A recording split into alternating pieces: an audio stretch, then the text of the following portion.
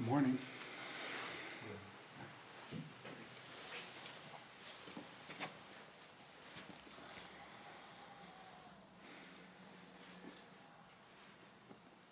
What's the problem you're trying to solve?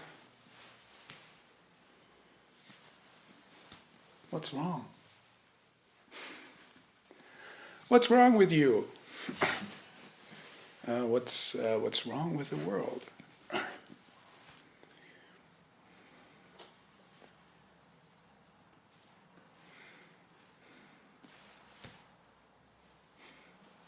What's going on? What needs fixing?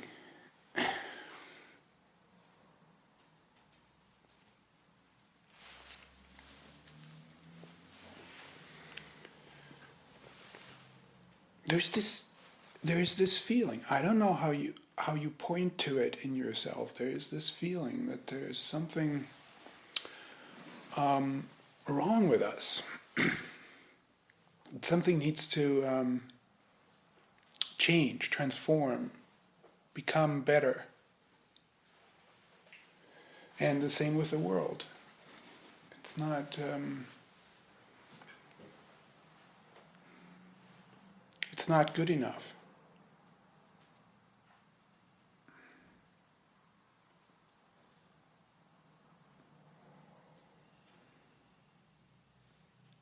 In Buddhism, this not good enough is called dukkha, suffering.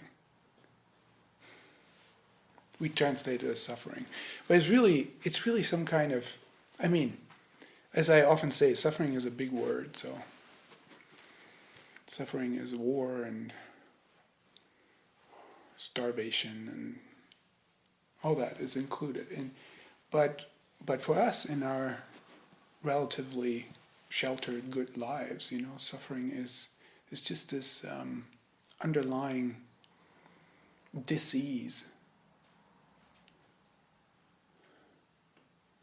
Something's missing, something could be better, some discomfort with ourselves,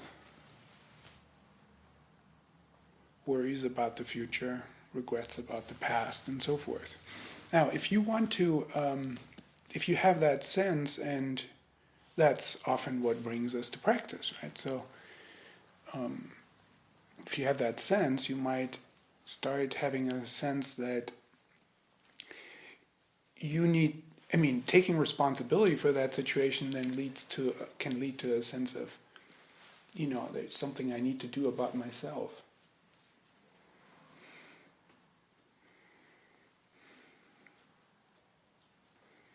If you try to approach yourself that way, if you try to change something about yourself,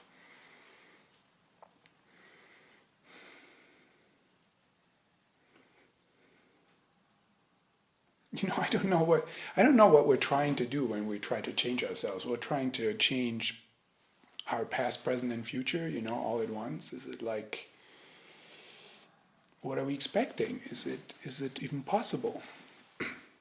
Now, from a Buddhist point of view, you might say, actually, it's not possible. If the self doesn't really exist, what are you trying to change? What exactly are you trying to change?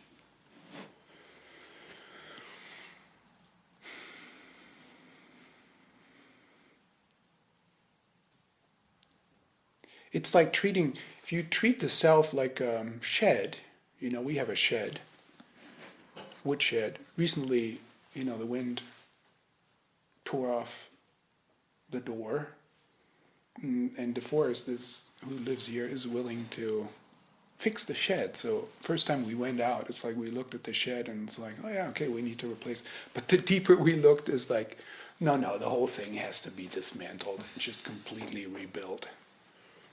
And it's true, it's like everything has to come out. The wood on the side of what we call the shed, it's not much of a shed, it's just a roof over a gap between two buildings. But things are rotting, and the deeper you look, it's no end. But if you treat the self like a shed that needs to be rebuilt, it's like, I don't know. It's like treating, setting up your life as a struggle about certain contents. Like, you need to replace this piece and this piece. But what are the contents of our life? It's like, if you're unhappy about your body, you want to change something about your body, your appearance, the amount of fat you're carrying around or something, It's like I'm struggling around the body. Health, pain, and other things. You might want to feel better and you want to have certain things in your life. And you want to not get caught in negative emotions, but have positive emotions like gratitude and love. And you want to replace the bad ones with the good ones. And you want to have a clarity of mind and think better and not be so confused and stuff like that. I'm calling that struggling with the contents of your life. And it's endless because depending on your perspective, it might never be good enough. Your body might never be good enough. Your emotions might never be good enough. The way you think might never be good enough. But you can be in that struggle forever. And I'm not saying that it's unimportant to improve certain things about our life, but it's interesting to observe that this struggle has a certain kind of momentum, and that momentum of that kind of struggle keeps us in the perception of not good enough.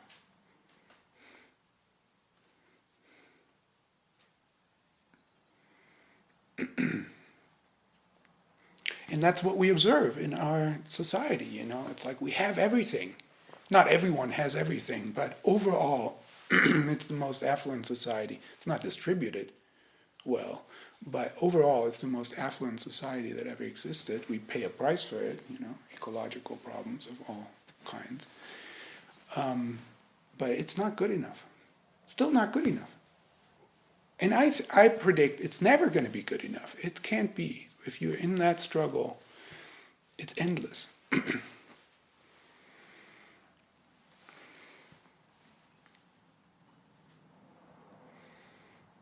I think it's important to kind of wake up to that strive. Wake up to what it is and how we are in its grip. And your spiritual practice is the same. You can set it up that way.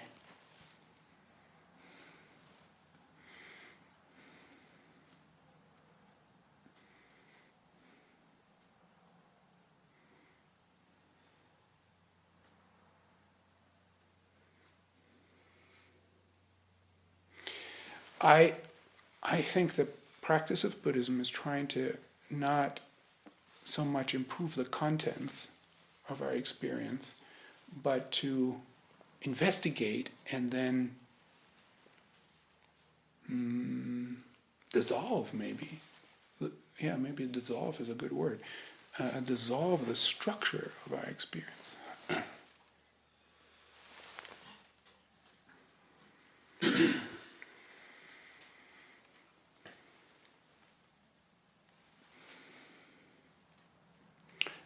The structure of our experience is called self in Buddhism. The structure of our experience is self.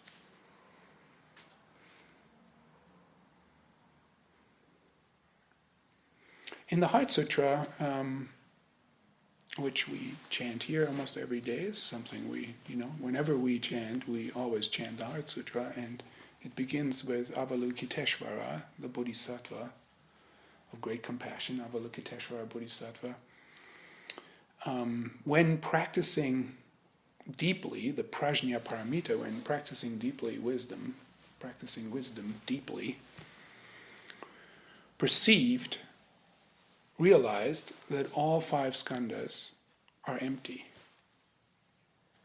and was saved from all suffering. I don't like the word saved there much. It's like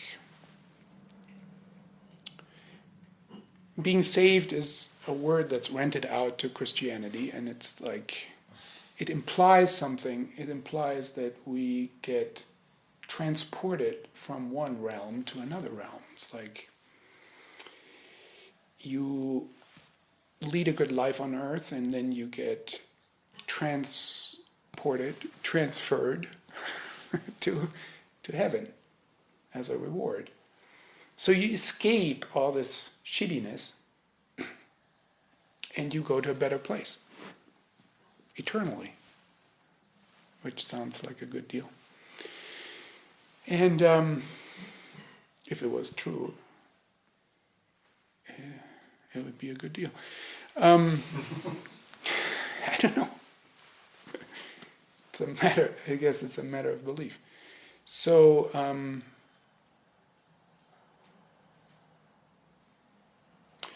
being saved from all suffering, if we listen to it through this kind of model, Buddhism has its own thing, the Pure Land and so forth. It's just this. It's a pretty universal idea that there is a transcendent realm that we can escape into.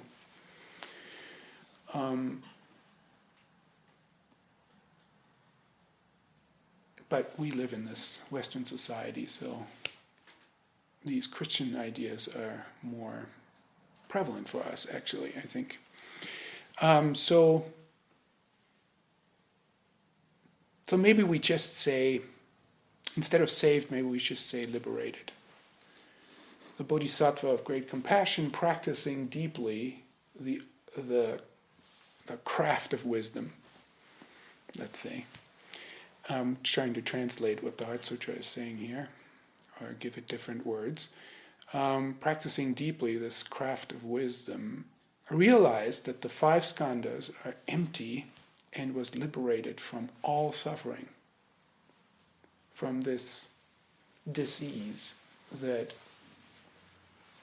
is in our life, this struggle. And so let's just look at a few things. The Avalokiteshvara, the Bodhisattva of compassion, that's a representation, in my view, of the human potential of being a resonant, very open-minded existence that lives in connection with all beings. This is this bodhisattva of great compassion, and this presentation requires that we imagine ourselves as this kind of being. It's not about someone else, or it's not about a great being in a different realm. It's about this body and mind having this potential and our interest in realizing it. So this aspiration in ourselves, when practicing wisdom, can realize that the 5 skandhas are empty. Now, what are the 5 skandhas? The 5 skandhas, I've read somewhere, is the most often presented teaching in the sutras. That's interesting in itself, if it's true. I'm not the scholar to prove that, but this teaching appears a lot. And what is it? It's a way to describe, reference the human being outside of this structure of self. And the 5 skandhas are form, feeling, perception, impulses, and consciousness. That's how we chant it.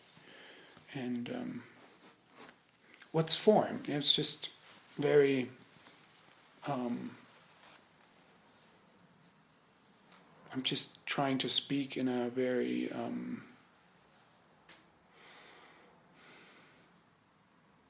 just rough way. Form is the body and all the sensory impressions that arise through the body. what you see, what you hear, what you smell. This activity of seeing, hearing, and smelling, and the objects that are produced through that, but let's put objects in air quotes, these impressions, these sensory impressions that are created through the sense organs by meeting with something out there, that's form. Okay, so it's the physical basis of our existence. And then there's feeling. And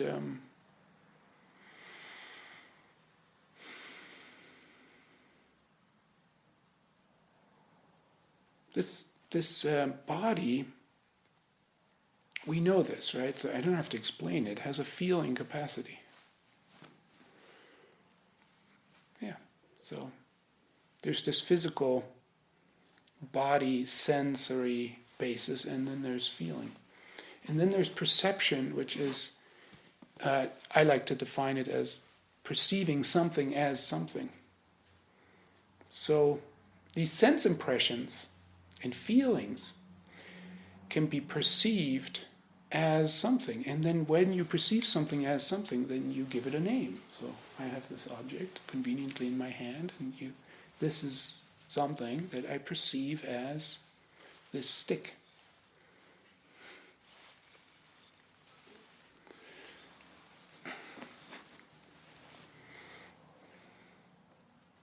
And this moving thing up there I perceive as a fan. You can play around, you can perceive things as something different from what they're conventionally perceived as.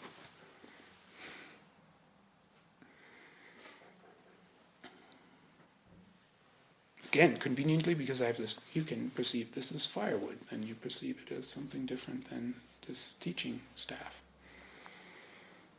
When I say stick, it's sort of in between, teaching staff or firewood.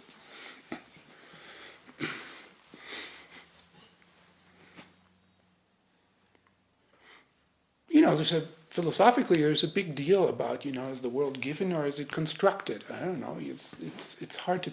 It's hard. There's an endless debate about it. But we're not really philosophers. We use philosophy maybe, but we want to notice in, say, the realm of perception, that we are at least partially constructing the world through what we call it. If you call it something this or you call it that, a different world flows from it. You either burn the thing or you revere it. Makes a big difference.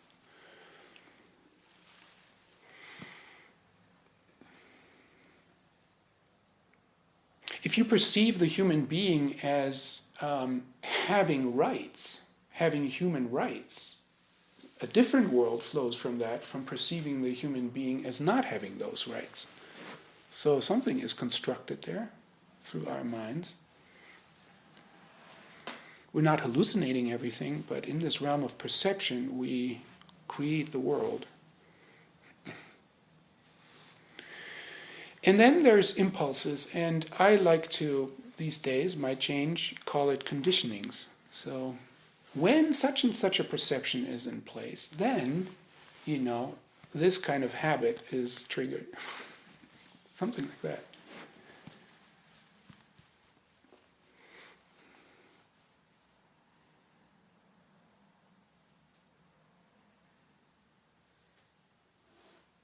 It goes very deep. This kind of conditioning goes very deep.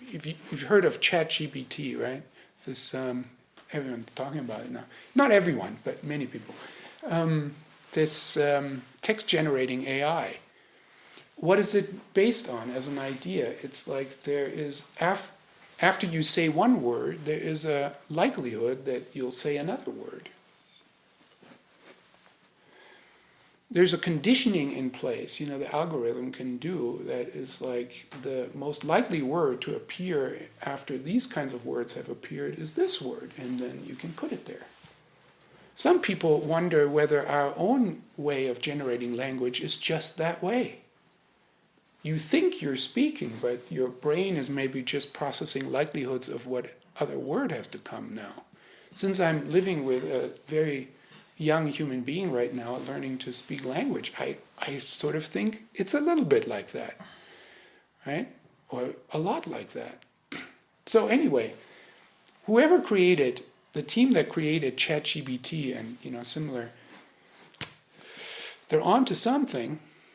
They figured out that there is a probability conditioning in place that is, when you figure it out, can just generate words that belong in these places. It's amazing. Anyway, it's a little creepy to think like maybe we're just that. Just a web of conditionings. When this, then that.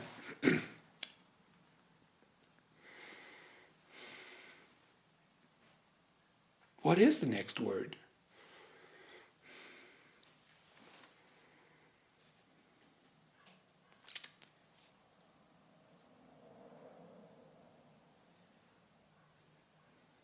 At the end of a unit of meaning, it's not so clear what the next word is supposed to be. Okay, and then there's consciousness, the fifth skandha, and I think of consciousness. Consciousness is a word that is, it's impossible to define. I mean, you can define it, but other people will just define it differently. So right now, I'm saying consciousness in this context is the capacity to make distinctions, to differentiate this from that.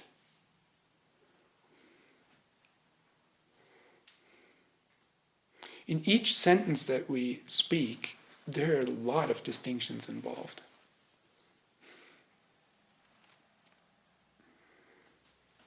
If I say a sentence like, today I've got to schedule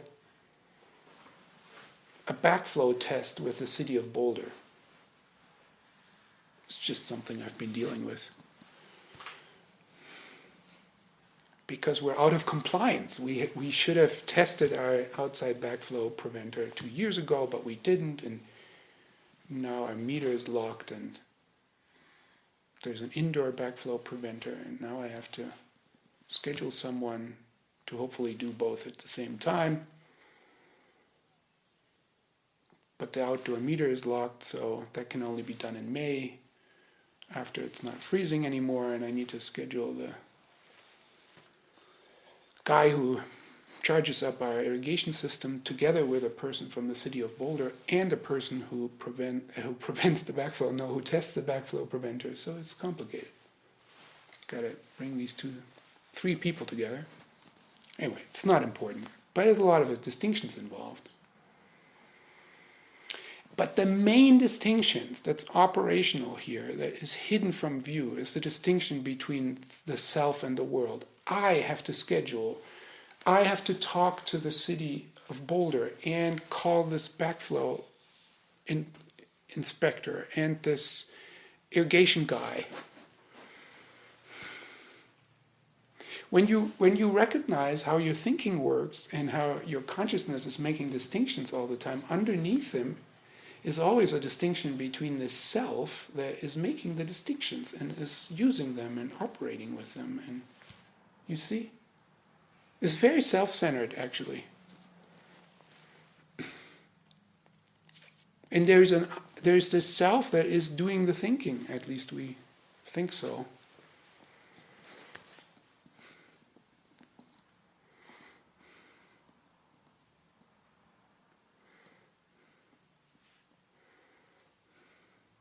So the 5 skandhas are called 5 aggregates, and they're considered to be, these 5 domains that capture the human experience, and put together they make the human being, the psychophysical existence of a human being.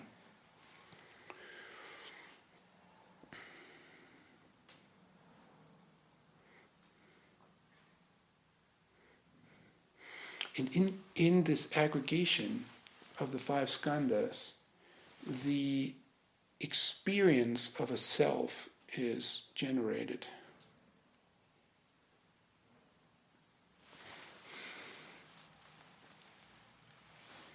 Because in the end, you end up with this sense of self that has a body.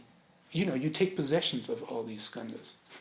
I have a body, I have feelings, I'm the perceiver of my perceptions, and I have certain habits and conditionings, and I have thoughts. It's all you having those things.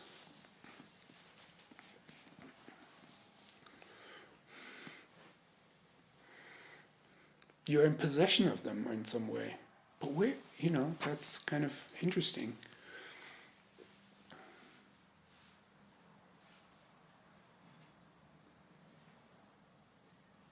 That this sense of self emerges.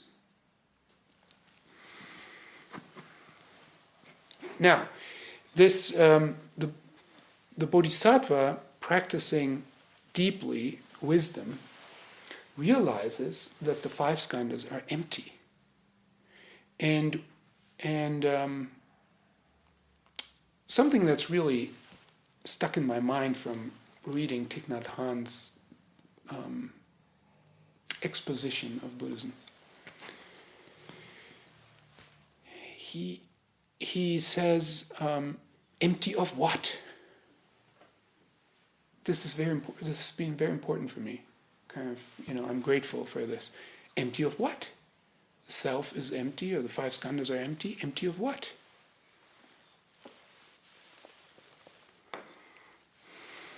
If you have this glass of water, it is full of water. And if I drink it, I'm not going to empty it all at once, because it's nice to have a little bit at a time, but imagine that it's empty. Then if it was empty, if I emptied it, it'd be empty of water. It'd be full of air. The glass isn't just empty in an abstract way. It's empty of something specific. It's empty of water. And when it's empty of water, in this case, in this atmosphere, it's full of air. So what are the five skandhas empty of?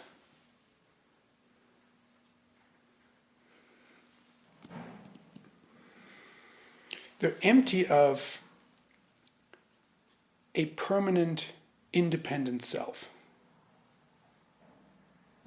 And then you could say, by implication, they're full of change and interdependence. The five skandhas are full of change and interdependence, and because they're full of change and interdependence, they're empty of self. Because self, in Buddhist terminology, always means it's a self that's experienced as permanent and independent, separate. Now, I think I misspoke right there when I say it's experienced as permanent and separate. It is desired to be permanent and separate. This is our problem. The problem isn't that the self is indeed permanent and separate. It's we desire it to be permanent and separate. How does that manifest? If you want, let's say you have this desire to know who you are.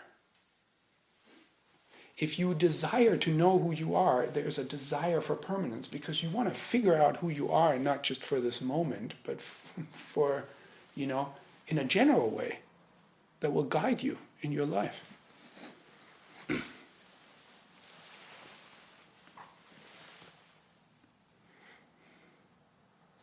In the beginning of the talk, I said, if you try to work on the self, if you try to transform the self, there is an assumption that the self is something that is substantial, permanent, quasi-permanent, and separate from the world, that you can isolate it and work on it. From a Buddhist point of view, I think it would be more accurate to say that I want to say thing because, like ChatGPT, that's the word that goes there.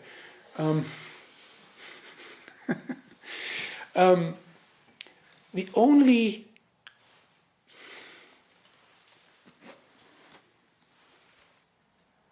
thing you can work on is this moment here and now.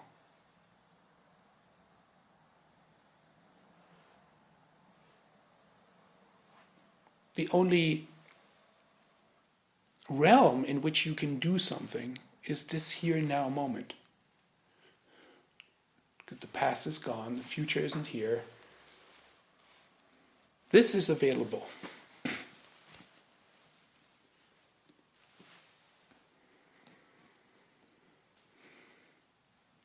I'm working with a number of people on the precepts, and I'm not particularly structured in how I work with people on the precepts, with the precepts, through the precepts, but I want to get better. And our friend Mark Weinhold turned me on to a kind of method. It's called a vow book. And I'm doing it, and I love it. It's, I don't know how long I will love it, but I'm fascinated. You take 6 of the precepts in a kind of rotating manner, and you look at every 2 or 3 hours or so, you look at, how's this precept? How am I doing in relationship to this precept? Am I supporting life? Or am I failing to support life? First precept, not to kill. And as a third thing, what do I want to do instead? How do I want to do more of supporting life? How do I want to do less of not supporting life? How do I want to do more of manifesting the truth? How do I want to, how do I want to refrain from not manifesting truth and lying? Because the dynamic of the precepts is doing good and refraining from doing harm. It's doing wholesome action and refraining from unwholesome action. You've got to be there to do it. It doesn't work sort of to review your life and say, what are all the terrible things I've done? Because those deeds are already done. Well, it's actually true that some form of regret can function as a motivation for what you're doing right now. It can form this intention to refrain from unwholesome action and to do wholesome action. So it's not. We can use regret in this way, but if we just have a regret to put ourselves down, it's not very productive. It's productive when, we recognize that the location is the word, not thing. The location where we can do something is this here now moment. We can refrain from unwholesome action and we can do wholesome action. It's completely possible. And if you continue to do wholesome action, if we want to use the language of the self, we change. But there isn't like a piece of self, like a shed, that we can just work on. All we can do is do wholesome action and refrain from unwholesome action, which is a big deal. To take that on and to succeed in it to some degree, which is it's always possible to succeed to a certain degree, maybe not with perfection, but anyway, you get the idea. This is the location. This here now moment is the location where something is done.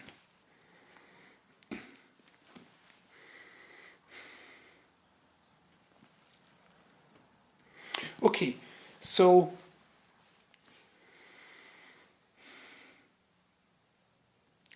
what does it mean for the Bodhisattva to practice deeply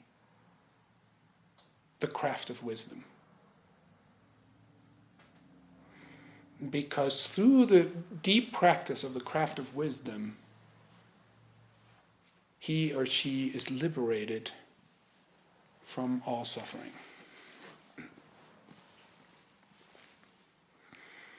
How do we practice wisdom in recognizing in ourselves the functioning of the 5 skandhas? So, the method I learned from my teacher, Zenki Roshi, is to use the 5 skandhas as a tool in meditation. This is a very unusual approach. You don't read about it anywhere. Now, my own view after some decades, couple decades, is that it's done, that you begin with it maybe as a sort of,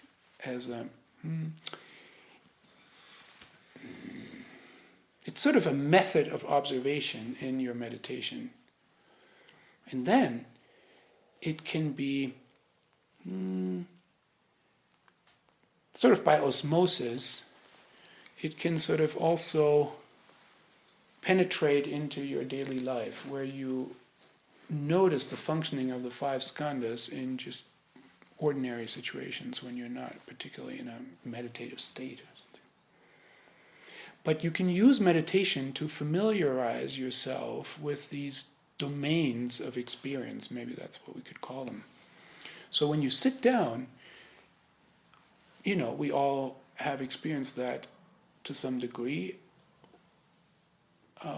more or less intensely, is like you sit down and you have this barrage of thinking going on. Is that the ChatGPT? Is that the right word there? Barrage? I don't know. Maybe there's a better word choice. So it's a bunch of thinking. No, it's a stream. It's an incessant stream of thoughts, discursive thoughts. Okay. So we can recognize these thoughts as the activity of making distinctions. We can recognize them as also the desire to make distinctions. I, as opposed to you, I have some thoughts about you. I don't like what you did. Now I have these feelings and so forth. This is going through our mind. If you have a practice, as is suggested, of releasing, of not inviting your thoughts to tea, you might find yourself sort of dropping into a different realm. And Zenki Roshi called that realm associative thinking. I don't know.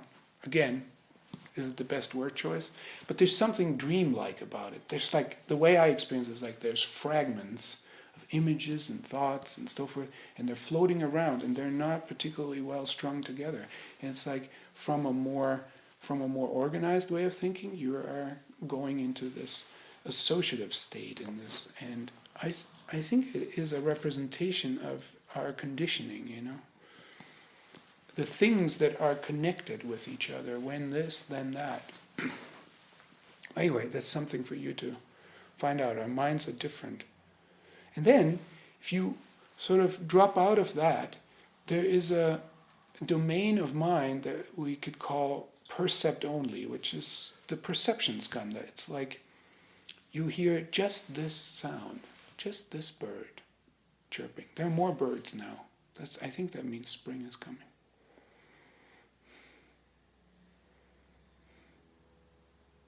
Spring is already happening, even though it's still winter. And the car, and I see the movement of the fan up here, and the shininess of the brocade. And your mind can go from one percept to another percept, and there's a certain clarity and distinctiveness about that realm. Because in that realm, even if you name things like what I just did, car, bird, fan, this naming doesn't necessarily lead to all kinds of associations and thoughts. It could, but if you refrain from that, which is also the art of meditation, if you refrain from that, you're just staying in this percept-only mind. Just this, just this, just this. And the name is just attached kind of in a sort of preliminary way, steak, firewood. Who knows? Something.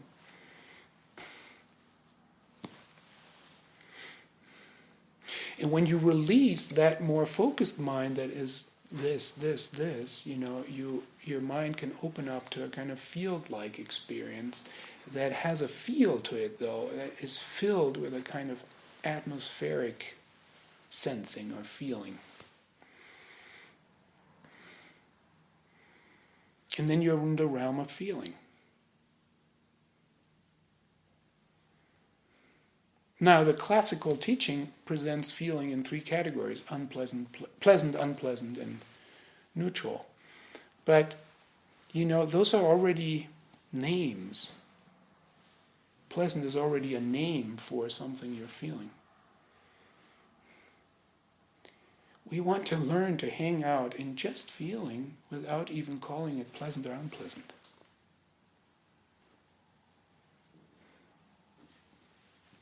You see that difference?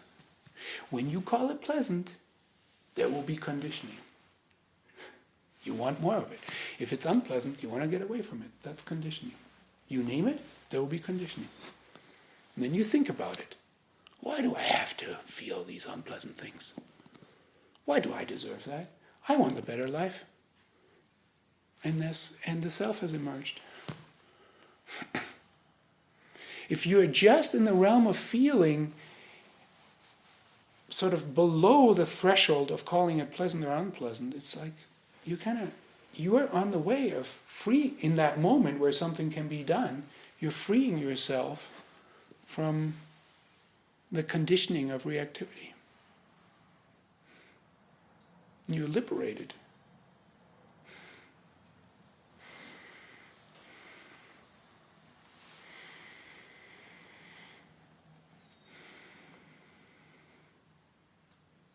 And meditation also allows us to start to inhabit the form realm in a new way, and it's very difficult to speak about that.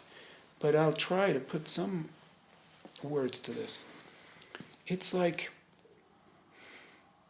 very mysterious, when you think about it, it's very mysterious. When we live it all the time, every moment of our life. But it's like the body as an object appears in the space of the world together with all other objects.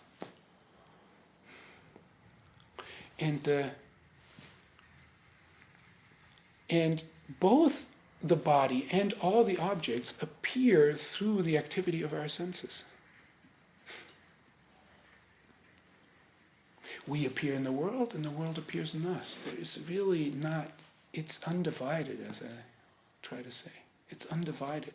That's what this, our desire for separateness, makes this body into a self. I've got to grasp this object as myself, as mine. But in meditation, you can feel how this body is arising from, everything.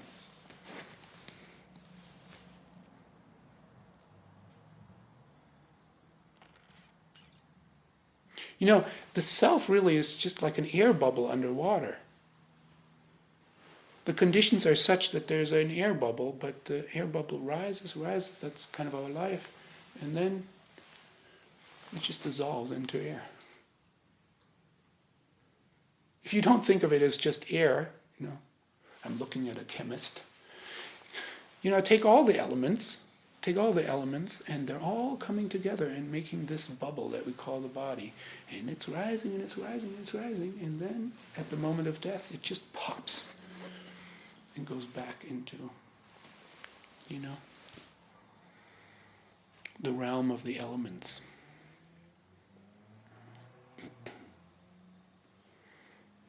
So,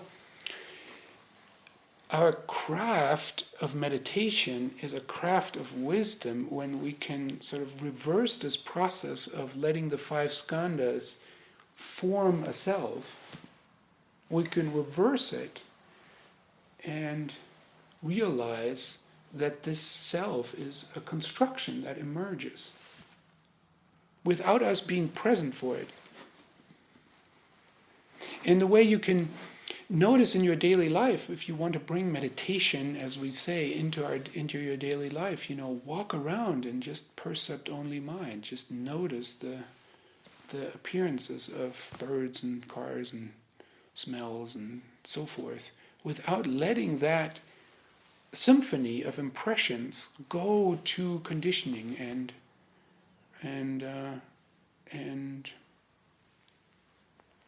thinking, grasping. Like, I want more of this. This is the struggle for content in your life. Notice how you're struggling to have different kind of content, not this, but that. If I could organize it this way, then it would be better. This is already moving beyond this percept-only mind.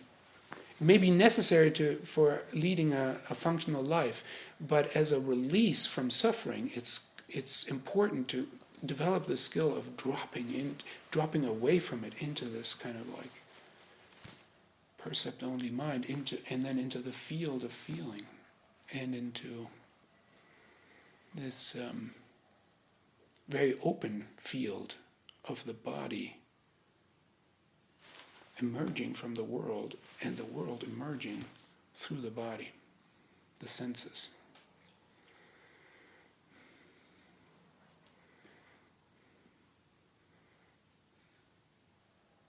The bodhisattva of compassion, when practicing deeply wisdom, the craft of wisdom, realized that the 5 skandhas are empty. They can be empty of the desire for permanence and separateness, and thus